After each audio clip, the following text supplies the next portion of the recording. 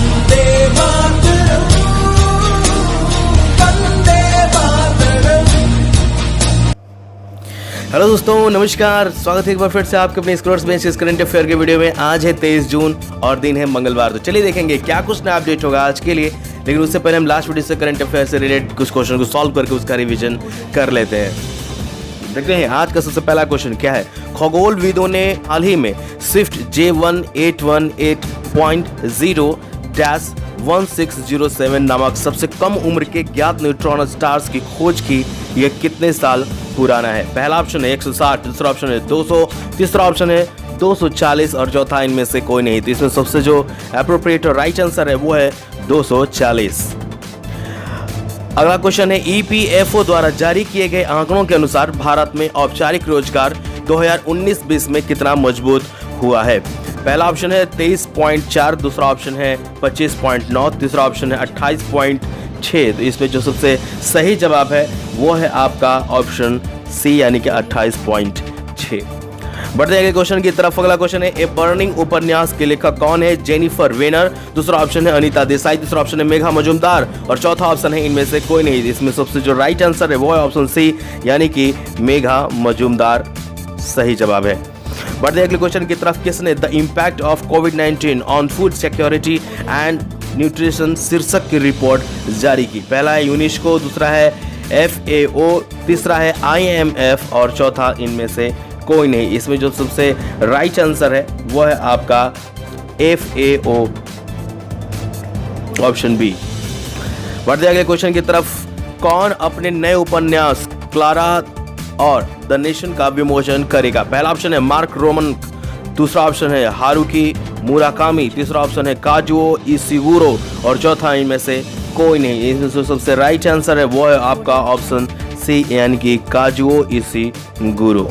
तो ये लीजिए फ्रेंड्स आज का कमेंट क्वेश्चन। जी हाँ दोस्तों, आपका कमेंट क्वेश्चन है अंतर्राष्ट्रीय योग दिवस 2020 का विषय क्या है? एक बार क्वेश्चन फिर से ध्यान से सुन लें। अंतर्राष्ट्रीय योग दिवस 2020 का विषय क्या है? पहला है क्लाइमेट चेंज, दूसरा ऑप्शन है योग फॉर पीस, तीसरा ऑप्शन है योगा फॉर हेल्थ या योगा एट होम और चौथा ऑप्शन है इनमें से कोई नहीं। तो जल्दी से फटाफट जैसे ही वीडियो को एंड कीजिएगा वॉच करके तुरंत नीचे कमेंट बॉक्स में जाइएगा और फटाफट हमें कमेंट बॉक्स में इसका आंसर कमेंट करके हमें जरूर बताइएगा।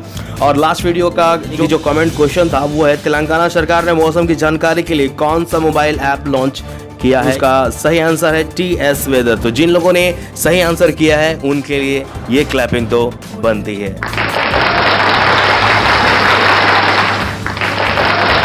चलिए आज का अपडेट शुरू करते हैं। आज के नेशनल अपडेट में जो सबसे पहला अपडेट है, नीति आयोग ने किया एक पैनल का गठन। जो तो बात करें अगर नीति आयोग की, इसका फुल फॉर्म होता है national institution for transforming India यानी कि राष्ट्रीय भारत परिवर्तन संस्थान। इसे योजना आयोग के स्थान पर 1 जनवरी 2015 को बनाया गया था। इसका मुख्यालय नई दिल्ली में है और इसके अध्यक्ष प्रधानमंत्री होते हैं और इसके उपाध्यक्ष की नियुक्ति प्रधानमंत्री के द्वारा की जाती है। नीति आयोग का 3 दस्तावेज होता है। पहला 3 वर्षीय कार्य एजेंडा, दूसरा होता है 7 वर्षीय मध्यम अवधि रणनीति और तीसरा होता है 15 वर्षीय लक्ष्य। और इसका उद्देश्य ग्रामीण स्तर तक विश्वसनीय योजना बनाना, राष्ट्र सुरक्षा हित में रणनीति बनाना, ऐसे बहुत सारे उद्देश्यों के साथ इसका गठन किया गया है। प्रवासी भारतीयों के लिए रोजगार के बारे में उनकी भाषा में जानकारी देने के लिए नीति आयोग ने गूगल, माइक्रोसॉफ्ट जैसे प्रौद्योगिकी कंपनियों के शीर्ष अधिकारियों की एक समिति बनाई है। इसका उद्देश्य एक ऐसा मंच तैयार करना है जहां श्रमिक अपनी जगह पर अपनी भाषा में रोजगार के अवसर पा सकें। मंच नौकरी चाहने वाले नियोक्ताओं, सरकारी एजेंसियां और कौशल केंद्रों को जोड़ेगा। अगला अपडेट है FATF। बात करें FATF की तो इसका फुल फॉर्म होता है फाइनेंशियल एक्शन टास्क फोर्स। यह सुरक्षा के दृष्टिकोण से आतंकी फंडिंग करने वाले देश या संस्थान को ब्लैकलिस्ट करता है। भारत ने 32वें वर्चुअल EAG प्लानरी मीट में भाग लिया। जी हाँ दोस्तों, 19 जून 2020 को मनी लॉन्ड्रिंग और टेररिज्म EAG प्लानरी मीटिंग के वित्त पोषण पर भारतीय अधिकारियों ने 32वें वर्चुअल विशेष यूरेशियन समूह में भाग लिया। यह फाइनेंशियल एक्शन टास्क फोर्स के तत्वाधान में आयोजित किया गया था। EAG एक क्षेत्रीय निकाय है जिसमें 9 देश शामिल हैं: भारत, रूस, चीन, Kazakhstan, Kyrgyzstan, Tajikistan, Turkmenistan, Uzbekistan और बेलारूस।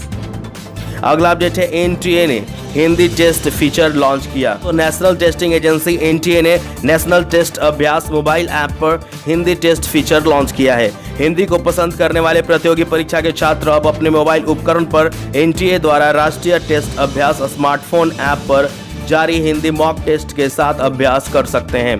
फ्रेंड्स, अगला अपडेट है भारत अमेरिकी सरकार का 12वां सबसे बड़ा प्रतिभूति धारक। जी दोस्तों, भारत अप्रैल 2020 के अंत में 157.4 बिलियन डॉलर की राशि के साथ अमेरिकी सरकारी प्रतिभूतियों का 12वां सबसे बड़ा धारक बन गया है। अमेरिकी ट्रेजरी विभाग के आंकड़े से पता चलता है कि मार्च 2020 में एक्सपोजर को कम करके 156.5 बिलियन डॉलर करने के बाद भारत ने अप्रैल 2020 में 0.9 बिलियन डॉलर की होल्डिंग के साथ इसे 157.4 बिलियन डॉलर तक बढ़ा दिया है। अगला अपडेट है नागालैंड स्पोर्ट्स एकेडमी को KISCE बनाया जाएगा। जी दोस्तों, इंदिरा गांधी स्टेडियम में Nagaland state sports academy Kohima को खेलो India state centre of excellence यानी KISCE के रूप में स्थापित करने के लिए चुना गया है। नागालैंड के लोगों के लिए यह एक ऐतिहासिक क्षण है। खेल मंत्रालय ने भारत के 8 राज्यों में राज्य के स्वामित्व वाली खेल सुविधाओं की पहचान की है। वे नागालैंड, अरुणाचल प्रदेश, मणिपुर, मिजोरम, केरल, तेलंगाना, कर्नाटक और उड़ीसा हैं।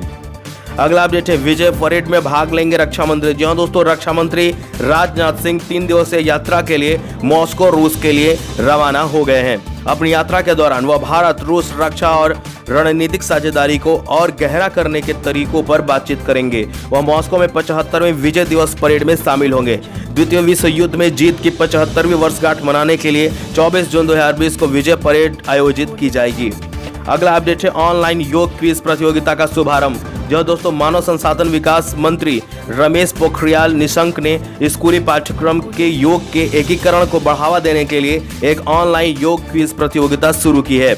इस प्रतियोगिता का उद्देश्य जागरूकता पैदा करना है और विभिन्न योग प्रथाओं पर प्रामाणिक स्रोतों से व्यापक जानकारी प्राप्त करने के लिए बच्चों को प्रेरित करना है। इस ऑनलाइन प्रतियोगिता में पूछे जाने वाले प्रश्न बहुविकल्पीय प्रकार के होंगे।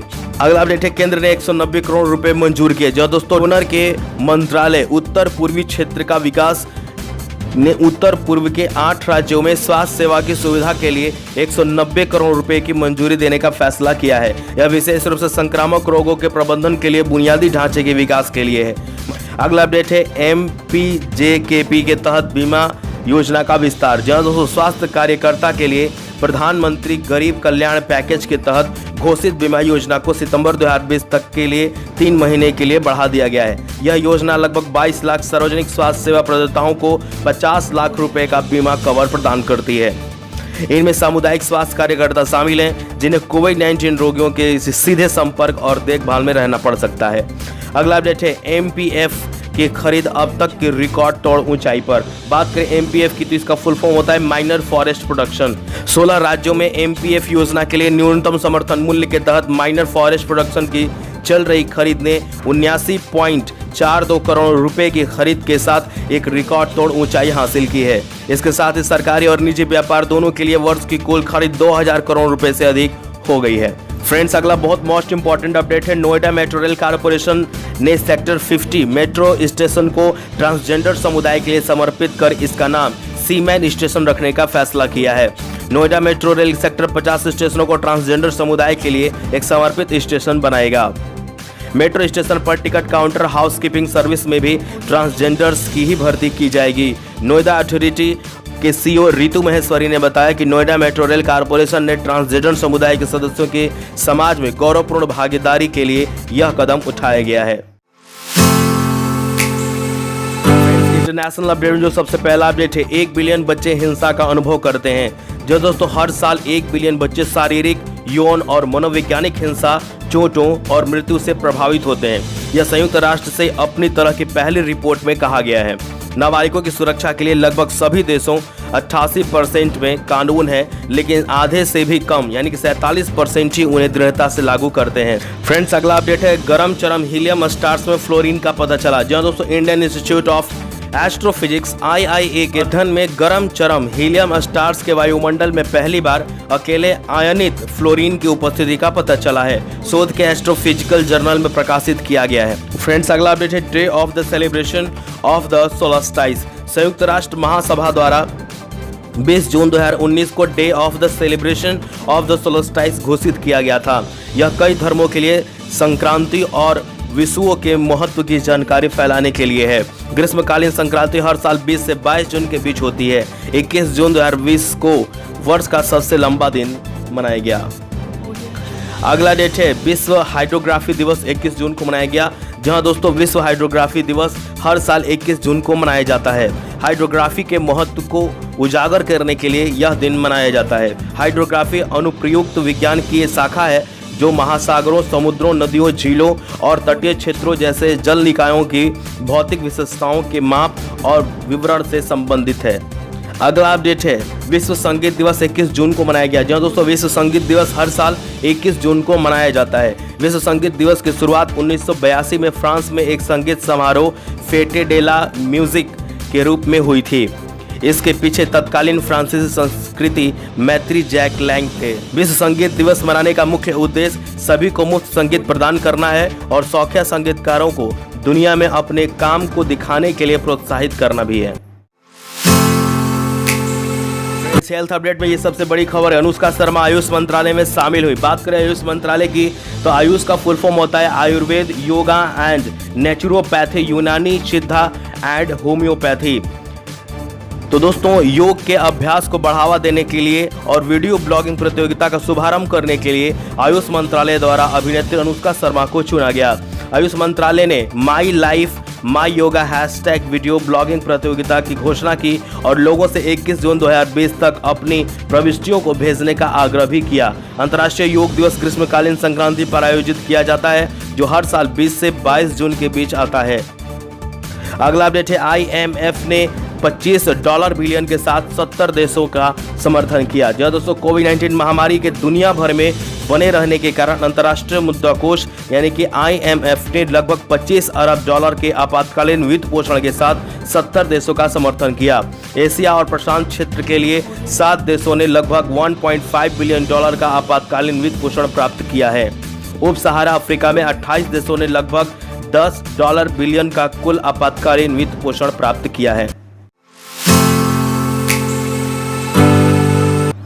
फ्रेंड्स, आज के इकोनॉमी अपडेट जो सबसे पहला अपडेट है हुंडई मोटर इंडिया ने HDFC बैंक के साथ साझेदारी की। जी दोस्तों, हुंडई मोटर इंडिया ने HDFC बैंक के साथ साझेदारी की घोषणा की है। यह डिजिटल रूप में ऑटो खरीदने के प्लेटफॉर्म पर क्लिक करने के लिए ग्राहकों को ऑनलाइन ऑटो खुदरा वित्त पोषण समाधान प्रदान करेगा। अगला अपडेट है फ्रांस ने इंडिया को 200 मिलियन यूरो दिए। जहां दोस्तों फ्रांस और भारत ने पेरिस के साथ दिल्ली की कोविड-19 प्रतिक्रिया का समर्थन करने के लिए 200 मिलियन यूरो का समझौता किया है। इस ऋण के माध्यम से फ्रांस कोविड-19 संकट के मद्देनजर देश से सबसे कमजोर लोगों का समर्थन करने के लिए राज्य और केंद्र सरकारों की क्षमताओं को बढ़ाने के लिए भारत के साथ काम करेगा। कार्यक्रम को विश्व बैंक द्वारा डिजाइन और विकसित किया गया है। अगला अपडेट है नीति आयोग ने ITF के साथ सहयोग किया। जहां दोस्तों अंतर्राष्ट्रीय परिवहन मंच ITF के सहयोग से नीति आयोग 24 जून 2020 को डीकार्बोनाइजिंग ट्रांसपोर्ट इन इंडिया परियोजना शुरू करेगा। भारत के लिए कम कार्बन परिवहन प्रणाली की ओर एक मार्ग विकसित करने का इरादा है। अगला अपडेट है पार्क प्लस का आरोग्य सेतु ऐप के साथ करार। इस समझौते के माध्यम से पार्क प्लस रोग के प्रसार को रोकने के लिए अपने तकनीकी नेतृत्व वाले सामाजिक दूरी वाले समाधानों की प्रभावकारिता को बढ़ाने के लिए आरोग्य सेतु ऐप द्वारा प्रदान की गई व्यक्तिगत कोविड-19 सुरक्षा स्थिति का लाभ उठाएगा। विश्व बैंक ने बांग्लादेश को एक $1.05 बिलियन की स्वीकृति दी। जहां दोस्तों विश्व बैंक ने कोरोना महामारी के मद्देनजर गुणवत्ता वाली नौकरियों बनाने और आर्थिक सुधार में तेजी लाने के लिए बांग्लादेश में 3 परियोजनाओं के लिए $1.05 बिलियन की मंजूरी दी है। अगला अपडेट है भारतीय रिजर्व बैंक यानी कि RBI ने PMC बैंक पर लगे प्रतिबंध को 6 माह के लिए हटा दिया है। वहीं ग्राहकों को राहत देते हुए कैश निकालने की लिमिट बढ़ा दी है। अब बैंक डिपॉजिटर्स 1 लाख रुपए तक निकाल सकेंगे। अब तक ये लिमिट 50,000 रुपए तक की थी। आरबीआई के इस फैसले से करीब 84% डिपॉजिटर्स को राहत मिलेगी। दरअसल आरबीआई ने नियमों का उल्लंघन और गड़बड़ी को लेकर के पीएमसी बैंक पर पाबंदी लगाई थी। अब नए बदलाव के बाद प्रतिबंध के समाप्त होने की नई डेडलाइन 22 दिसंबर 2020 है। तो फ्रेंड्स, आज के अपॉइंटमेंट कैटेगरी में जो सबसे पहला अपडेट है वो है सेथुरमन पंचनाथन को एनएसएफ का प्रमुख नियुक्त किया गया। तो अमेरिकी सीनेट ने राष्ट्रीय विज्ञान फाउंडेशन एनएसएफ के निदेशक के रूप में भारतीय अमेरिकी वैज्ञानिक सेथुरमन पंचनाथन की नियुक्ति की पुष्टि की है। डॉक्टर पंचनाथन वर्तमान में एरिजोना स्टेट यूनिवर्सिटी एएसयू में ज्ञान उद्यम विकास का नेतृत्व करते हैं। अगला अपडेट है विजय खंडूजा जिम्बाब्वे के लिए भारत के अगले राजदूत। जहाँ दोस्तों वर्तमान में विदेश मंत्रालय एमईए में निदेशक विजय खंडूजा को जिम्बाब्वे में भारत का अगला राजदूत नियुक्त किया गया है। अगला अपडेट है निकी पूनाचा आईटीएफ पैनल में नियुक्त। जी हाँ दोस्तों, निकी पूनाचा को अंतर्राष्ट्रीय टेनिस महासंघ यानी कि आईटीएफ के पुरुष खिलाड़ी पैनल में चुना गया है। वह चीनी ताइपे केटी चेन के साथ एशिया ओशिनिया क्षेत्र का प्रतिनिधित्व करेंगे। फ्रेंड्स, अगला अपडेट है ट्रिब्यूट कैटेगरी से राजेंद्र गोयल का निधन। यह दोस्तों भारत के सर्वश्रेष्ठ बाएं हाथ के स्पिनरों में से एक राजेंद्र गोयल का जून 2020 में निधन हो गया। गोयल ने 157 प्रथम श्रेणी मैच खेले, जिनमें से अधिकांश हरियाणा के लिए थे, और 750 विकेटों के साथ अपने कैरियर को समाप्त कर लिया। अगला अपडेट है रामचंद्र गोवाला का निधन। जी दोस्तों, रामचंद्र गोवाला, जिन्हें बांग्लादेश में लेफ्ट आर्म स्पिन की कला में अग्रणी माना जाता है, का जून 2020 में निधन हो गया। तो फ्रेंड्स, आज के अपडेट में बस इतना ही। मिलेंगे अगले दिन एक नए अपडेट के साथ। तो आशा करते हैं ये वीडियो आपको पसंद आया होगा। अगर ये वीडियो पसंद आया तो इसे लाइक करें, सब्सक्राइब करें, इसे दोस्तों के साथ शेयर भी जरूर करें। तब तक के लिए स्वस्थ रहें, सुरक्षित रहें। जय हिंद, वंदे मातरम।